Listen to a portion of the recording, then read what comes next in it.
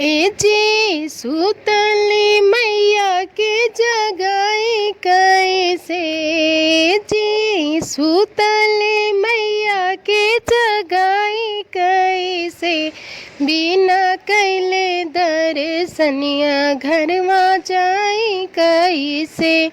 बिना कैले दर्शनिया घरवा जाई कैसे। हे जी सुतली मैया के जगाई कैसे। जी सुतली मैया के जगाई कैसे। बिना कैले दर्शनिया घरवा जाई कैसे। टिकवा ले आईनी माई के नथिया ले आईनी। टिकवा ले आईनी माई के नथिया ले आईनी। हे जी सुतली मैया के पहिराई कैसे। जी सुतली मैया के पहिराई कैसे। बिना कैले दर्शनिया घरवा जाई कैसे। हरे वाले आईनी माई के झुमका ले आईनी। हरे वाले आईनी माई के झुमका ले आईनी। ए जी सुतली मैया के पहिराई कैसे। हे जी सुतली मैया के पहिराई कैसे। बिना कैले दर्शनिया घरवा जाई कैसे। चूड़िया ले आईनी माई के कंगना ले आईनी। चूड़िया ले आईनी माई के कंगना ले आईनी।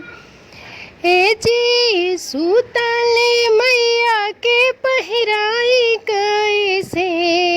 जी सुतली मैया के पहिराई कैसे। बिना कैले दर्शनिया घरवा जाई कैसे।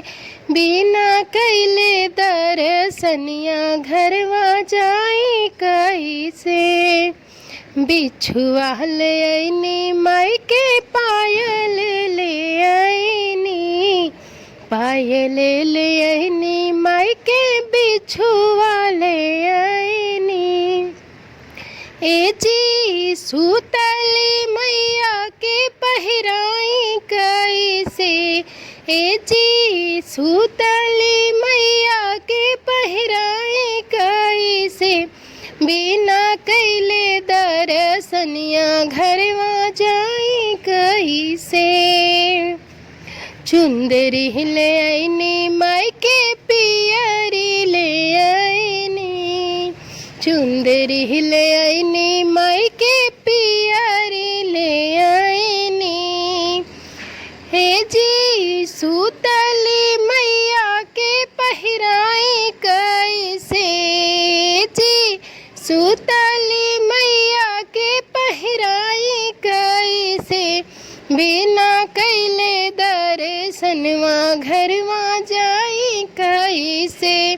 हे जी सुतली मैया के जगाई कैसे।